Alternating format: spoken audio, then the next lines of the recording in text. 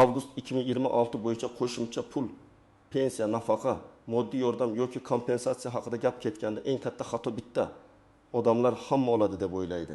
Aslida esa hamma ham qo'shimcha pul olmaydi. Kimdir avgust oyida hisobiga oshgan summa tushishini ko'radi. Kimdir avvalgidek oladi. Yana kimdir hujjatdagi kichkina xato yoki muddat o'tib ketgani sababli umuman to'lovsiz qolishi mumkin. Bugungi ma'lumot juda muhim. Chunki bu masala pensionerga ham, nogironligi bor shaxsga ham, bolalar nafaqasi olayotgan oilaga ham, kam ta'minlangan deb ro'yxatda turgan fuqaroga ham, rasmiy ish haqi olayotgan xodimga ham tegishli bo'lishi mumkin. Men sizga oddiy tilda tushuntiraman. Avgust 2026 da kimga pul qo'shilishi mumkin? Kimlar ehtiyot bo'lishi kerak? Kimlar esa to'lovsiz qolish xavfi ostida bo'ladi? Videoni oxirigacha ko'ring. Chunki eng muhim joyi faqat kim oladi degan savolda emas, balki nima qilmasa pul kelmay qoladi degan joyida.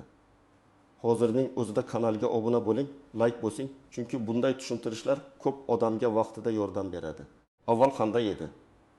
Odatda qo'shimcha pul yoki oshirilgan to'lovlar bir necha holatda paydo bo'ladi. Birinchisi davlat tomonidan pensiya, nafaqa, stipendiya. Budjet tashkilotlari xodimlarining ish haqi yoki ijtimoiy to'lovlar miqdori oshiriladi. Ikkinchisi, ayrim toifadagi fuqarolarga alohida ustama belgilanadi. Uchinchisi, oilaning ahvoli, nogironlik guruhi, boquvchisini yo'qotganlik holati, bola soni yoki daromad mezoni qayta ko'rib chiqiladi. To'rtinchisi, ilgari ariza bergan, lekin tekshiruvdan o'tmagan yoki hujjati to'liq bo'lmagan odamlar avgust oyiga kelib ro'yxatga tushishi mumkin. Lekin bu yerda juda muhim jihat bor. Qo'shimcha degani har doim ham alohida yangi pul degani emas. Ba'zan bu oldingi pensiya ustiga indeksatsiya bo'ladi. Ba'zan nafaqa miqdori yangilanadi. Ba'zan esa faqat bir guruh fuqaroga vaqtinchalik kompensatsiya beriladi. Shuning uchun odam qo'shni oldi, men ham olishim kerak deb xulosa qilmaslik kerak. Qo'shnining toifasi boshqa bo'lishi, daromadi boshqa hisoblangan bo'lishi, nogironlik muddati yangilangan bo'lishi yoki u allaqachon ro'yxatda turgan bo'lishi mumkin. 2026 yil avgust oyiga kelib eng ko'p savol tug'diradigan masala shu bo'ladi. Oshirish hammaga avtomatik tushadimi yoki alohida murojaat qilish kerakmi? Men ekspert sifatida shuni aytaman. Pensiya va ayrim davlat ijtimoiy to'lovlari ko'pincha avtomatik qayta hisoblanadi. Lekin hamma to'lov ham avtomatik emas. Masalan, yoshga doir pensiya olayotgan fuqaroning pensiyasi bazaviy miqdor oshsa avtomatik ko'tarilishi mumkin. Ammo kam ta'minlangan oilaga bolalar nafaqasi yoki moddiy yordam masalasida oilaning daromadi, tarkibi, rasmiy ma'lumotlari qayta tekshiriladi. Bu yerda hujjat, ariza, ro'yxat, elektron tizimdagi ma'lumot juda katta rol o'ynaydi. Birinchi guruh yoshga doir pensiya olayotganlar. Agar avgust 2026 da pensiyalar bo'yicha oshirish yoki qayta hisoblash joriy qilinsa, eng birinchi ta'sir qiladigan toifa shu bo'ladi. Masalan, fuqaro hozir 1.200.000 so'm pensiya olayotgan bo'lsa, oshirish foizi 10% deb tasavvur qilaylik. Bu holda uning pensiyasi 20.000 so'mga oshib 1.200.000 so'm bo'lishi mumkin. Lekin bu faqat misol. Haqiqiy miqdor rasmiy qaror pensiya turi, ish staji, oldingi hisob-kitob va qo'shimcha ustamalarga bog'liq bo'ladi. Bu yerda odamlar ko'p adashadigan joy bor. Pensiyasi 1.200.000 so'm bo'lgan ikki odamning oshirilgan summasi bir xil bo'lmasligi mumkin. Nega? Chunki birida nogironlik bo'yicha qo'shimcha ustama bor. Boshqasida urush qatnashchisi yoki unga tenglashtirilgan maqom bo'lishi mumkin. Yana boshqasida ish staji bo'yicha alohida hisob bor. Demak, faqat umumiy summa emas, uning ichidagi tarkib ham muhim. Ikkinchi guruh nogironligi bo'lgan shaxslar, agar to'lovlar nogironlik pensiyasi yoki nogironlik nafaqasiga bog'langan bo'lsa, ular ham qo'shimcha olishi mumkin. Lekin bu yerda eng katta xavf nogironlik muddati. Masalan, odamga nogironlik 2026 yil iyulgacha belgilangan bo'lsa, avgustda to'lov avtomatik davom etmasligi mumkin. Tibbiy mehnat ekspert komissiyasi yoki tegishli organlar orqali muddat uzaytirilmagan bo'lsa, tizim uni faol oluvchi sifatida ko'rmasligi mumkin. Shuning uchun men o'tgan oy olganman, demak avgustda ham tushadi deb o'ylash xato. Misol, Dilshod aka ikki guruh nogironligi bo'yicha har oy nafaqa oladi. Uning nogironlik muddati 2026 yil 31-iyulda tugaydi. Agar u iyul oyida qayta ko'rikdan o'tmasa, avgustdagi oshirilgan to'lovga ham, oddiy to'lovga ham kechikish bo'lishi mumkin. Keyin hujjat tiklangach, ayrim hollarda qayta hisob qilinadi, lekin bu vaqt oladi. Shu sababli eng to'g'ri yo'l muddat tugashidan oldin harakat qilish. Uchinchi guruh boquvchisini yo'qotgan oilalar. Bunday to'lovlarda oila tarkibi, bolalarning yoshi, o'qishi, mehnatga layoqatlilik holati muhim. Masalan, boquvchisini yo'qotganlik pensiyasini olayotgan oila tarkibida 37 yoshli bola bo'lsa, u 18 yoshga to'lganda to'lov shartlari o'zgarishi mumkin. Agar u kunduzgi ta'limda o'qiyotgan bo'lsa, ayrim to'lovlar davom etishi mumkin, lekin buning uchun o'qish joyidan ma'lumot kerak bo'ladi. Agar ma'lumot tizimga tushmasa yoki vaqtida topshirilmasa, avgust oyida to'lov to'xtab qolishi ehtimoli bor. 4-guruh bolalar nafaqasi va moddiy yordam olayotgan kam ta'minlangan oilalar. Bu toifa bo'yicha qo'shimcha masalasi eng murakkab. Chunki oilaning daromadi, a'zolari soni, ishlayotganlar, aliment, pensiya, mulk, transport, rasmiy ma'lumotlar hisobga olinishi mumkin. Oila bir oy oldin mezonga mos kelgan bo'lsa, keyingi tekshiruvda mos kelmasligi mumkin. Masalan, oilada 2 nafar bola bor, ona ishlamaydi. Ota 2500 ming so'm rasmiy ish haqi oladi. Agar tizim oila daromadini belgilangan mezondan past deb topsa, nafaqa davom etadi. Lekin ota avgustdan dar 1 million so'm rasmiy maoshga o'tsa yoki qo'shimcha daromadi ko'rinsa, nafaqa kamayishi yoki to'xtashi mumkin. 5-guruh budjet tashkilotlari xodimlari. Agar avgust 2026 da ish haqi bo'yicha oshirish bo'lsa, o'qituvchi, shifokor, hamshira, tarbiyachi, madaniyat xodimi, davlat tashkilotlaridagi ayrim xodimlar qo'shimcha olishi mumkin. Ammo bu ham bir xil emas. Lavozim, stavka, tarif razryadi, ustama, ish yuklamasi, kechki navbatchilik. Malaka toifasi, hududiy koeffitsient bo'lsa, bularning hammasi yakuniy summaga ta'sir qiladi. Masalan, bir maktabda 2 o'qituvchi bor. Birimiz stavka ishlaydi. Oliy toifaga ega sinf rahbarligi bor. Ikkinchisi 0,5 stavka ishlaydi. Toifasi yo'q. Ish haqi oshirilsa ham birinchining qo'shimcha summasi ko'proq bo'ladi, ikkinchisida kamroq bo'ladi. Shuning uchun odamlar ish haqi varaqasini ko'rmay turib, menga kam qo'shishdi deb xulosa qilmasligi kerak. Avval hisob-kitob tarkibini tekshirish kerak. Men birinchi navbatda hujjat muddati tugayotgan odamlarga ogohlantirish beraman. Pasport yoki ID karta muddati, nogironlik muddati, ishonchnoma, bank kartasi, o'qish ma'lumotnomasi, vasiylik hujjati, bolalarning tug'ilganlik ma'lumotlari, yashash manzili bo'yicha ro'yxat, bularning bittasida muammo bo'lsa to'lov kechikishi mumkin. Ikkinchi xavf guruhi daromadi o'zgargan oilalar. Kam ta'minlanganlik bo'yicha to'lov olayotgan oila uchun rasmiy daromad juda muhim. Ota yoki ona ishga kirsa, maosh oshsa, yakka tartibdagi tadbirkorlik ochilsa, ijaradan daromad ko'rinsa, tizim buni hisobga olishi mumkin. Ba'zilar men qo'limga naqd olyapman, tizim bilmaydi deb o'ylaydi. Lekin ko'p ma'lumotlar soliq, bank, mehnat, kadastr, transport va boshqa bazalardan kelishi mumkin. Shuning uchun noto'g'ri ma'lumot berish keyin ortiqcha to'langan pulni qaytarish majburiyatiga ham olib kelishi mumkin. 3-xavf guruhi boshqa hududga ko'chganlar. Masalan, fuqaro Samarqandda ro'yxatda turib, Toshkentda yashayotgan bo'lishi mumkin. To'lovlar elektron tizim orqali yuritilsa ham, ayrim holatlarda yashash manzili, mahalla, hokim yordamchisi, ijtimoiy xodim yoki tegishli organ bilan aloqa muhim bo'ladi. Agar sizni joyida topishmasa, oila tarkibi tasdiqlanmasa yoki arizangiz hudud bo'yicha chalkashsa, kechikish paydo bo'ladi. 4-xavf guruhi bank kartasi muammosi borlar. Karta muddati tugagan, karta bloklangan, hisob raqam yopilgan, ism familiya ma'lumotida xatolik bo'lgan, plastik karta boshqa odam nomida bo'lgan holatlar uchraydi. To'lov tayinlangan bo'lsa ham pul hisobga tushmasligi mumkin. Odam esa meni ro'yxatdan chiqarishdi deb o'ylaydi. Aslida muammo bank kanalida bo'lishi mumkin. Endi eng og'riqli qismga o'tamiz. Avgust 2026 da kimlar pul qo'shilmay qolishi yoki umuman to'lov olmasligi mumkin. Birinchidan, mezonga mos kelmaydiganlar. Agar qo'shimcha faqat pensionerlarga belgilangan bo'lsa, oddiy ishlayotgan fuqaro uni olmaydi. Agar qo'shimcha faqat kam ta'minlangan oilalarga berilsa, daromadi yuqori oilalar olmaydi. Agar to'lov faqat nogironligi bo'lgan shaxslarga tegishli bo'lsa, nogironlik maqomi bo'lmagan odam olmaydi. Bu oddiy ko'rinadi, lekin amalda ko'p odam aynan shu joyda adashadi. Ikkinchidan, ariza bermaganlar. Ayrim yordam turlari avtomatik emas. Masalan, oila moddiy yordamga muhtoj bo'lsa, lekin ariza bermasa, tizim uni o'zi izlab topib pul berish shart emas. Albatta, ayrim ijtimoiy reyestrlar bor. Ayrim ma'lumotlar avtomatik tekshiriladi. Lekin murojaat talab qilinadigan holatlar ham ko'p. Shuning uchun meni mahalla biladi, sharoitimni hamma ko'radi degan gap yetarli emas. Rasmiy ariza kerak bo'lishi mumkin. 3-dan, hujjati noto'liq bo'lganlar. Masalan, bola nafaqasi uchun oila tarkibi to'g'ri ko'rsatilmagan, otaning ish haqi ma'lumoti noto'g'ri, aliment bo'yicha qaror kiritilmagan, nogironlik guvohnomasi yangilanmagan, talabalik ma'lumotnomasi topshirilmagan bo'lsa, tizim rad javobi berishi yoki to'lovni vaqtincha to'xtatishi mumkin. 4-dan muddatni o'tkazib yuborganlar. Ko'p to'lovlar ma'lum davga tayinlanadi, masalan 6 oyga yoki 12 oyga.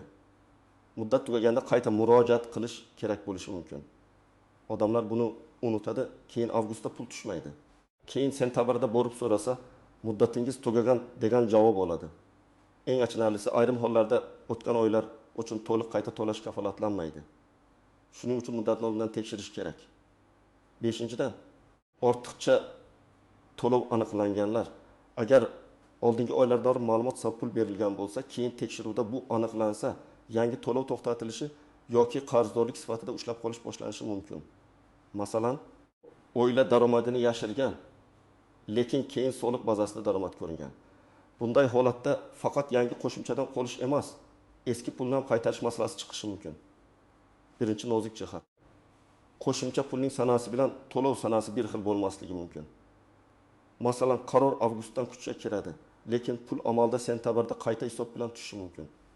Yoki avgust oyining pensiyasi eski miqdorda chiqib ketgan bo'lsa, farqi keyingi oyda qo'shib berilishi mumkin. Shuning uchun birinchi kuni pul tushmasa vahima qilish kerak emas. Avval rasmiy izoh, bank holati va shaxsiy hisobni tekshirish kerak. Ikkinchi nozik jihat, oshirish foizi hamma summaga qo'llanmasligi mumkin. Ayrim hollarda faqat bazaviy qism oshadi, ayrim ustamalar alohida hisoblanadi. Masalan, siz 1.500.000 so'm olayotgan bo'lsangiz, bu summaning hammasi bir xil foizga oshadi deb o'ylamaslik kerak. Ichida asosiy pensiya, ustama, kompensatsiya, ilgari tayinlangan qo'shimcha bo'lishi mumkin. Hisob kitobda qaysi qismga o'shish qo'llanishi rasmiy tartibga bog'liq. 3-nozik jihat, ishlayotgan pensionerlar. Ba'zi odamlar men ishlayapman, demak pensiyam oshmaydi deb o'ylaydi. Ba'zilari esa aksincha ishlayotganim uchun menga ko'proq qo'shiladi deydi. Aslida buni umumiy gap bilan hal qilib bo'lmaydi. Ishlayotgan pensionerning pensiyasi ham umumiy indeksatsiyaga tushishi mumkin, lekin ish staji, sug'urta badallari qayta hisoblash tartibi alohida masala. Agar siz pensiyada bo'lib rasmiy ishlayotgan bo'lsangiz, pensiya bo'limidan aynan o'zingizning holatingiz bo'yicha yozma yoki elektron ma'lumot oling. 4-nozik jihat. Bolalar yoshi. Bola 3 yoshdan oshganmi, 12 yoshga to'lganmi, o'qiyaptimi, nogironligi bormi? Bular nafaqaga bevosita ta'sir qilishi mumkin. Masalan, oilada 3 bola bor. Biri 17 yoshda, biri 10 yoshda, biri 2 yoshda. Avgustda katta bola 18 yoshga to'lsa, oila tarkibi bo'yicha hisob o'zgaradi. Agar u talaba bo'lsa, hujjat kerak bo'lishi mumkin. Agar hujjat berilmasa, oila kamroq to'lov olishi yoki umuman mezondan chiqib ketishi mumkin. 5-nozik jihat, ajrashgan oilalar va aliment. Onalar ko'pincha erim aliment bermaydi. Shuning uchun daromad yo'q deydi. Lekin tizimda aliment bo'yicha sud qarori, ijro hujjati yoki qarzdorlik ma'lumoti bo'lmasa, holat boshqacha baholanishi mumkin. Agar siz yolg'iz farzand boqayotgan bo'lsangiz, og'zaki gap emas, rasmiy hujjat muhim. Aliment undirilmayotgan bo'lsa ham, buni tasdiqlovchi ma'lumot kerak bo'lishi mumkin. Birinchi qadam. O'zingiz qaysi toifaga kirishingizni aniqlang. Siz pensionermisiz? Nogironlik nafaqasi olasizmi? O'quvchisini yo'qotganlik pensiyasi bormi?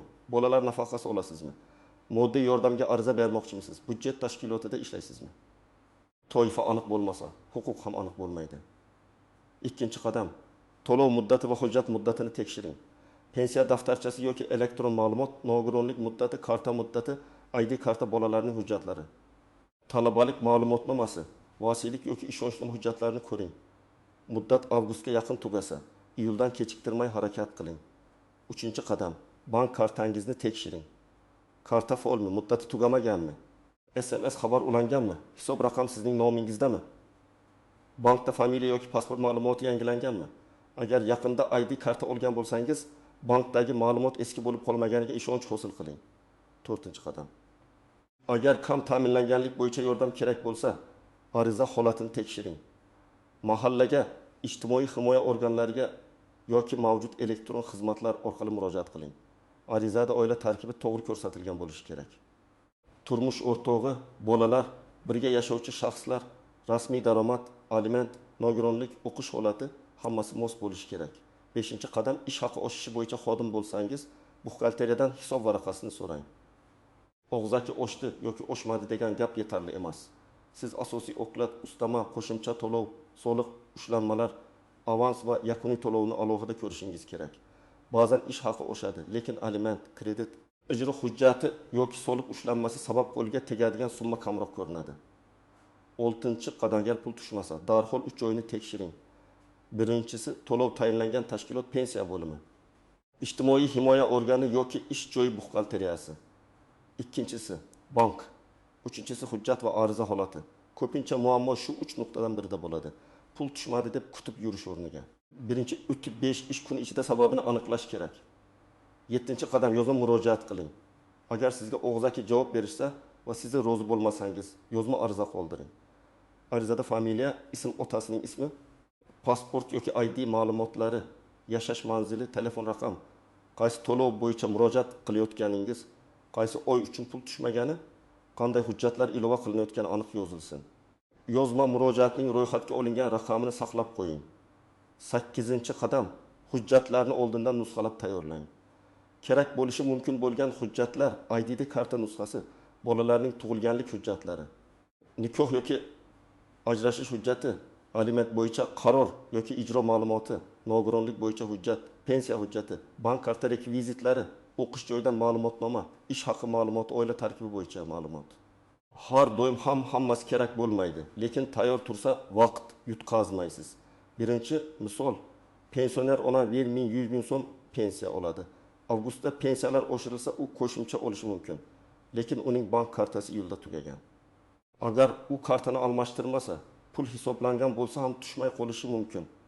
Demak, muammo huquqda emas, texnik kanalda. Ikkinchi misol, 3 farzandli oila bolalar nafaqasi oladi.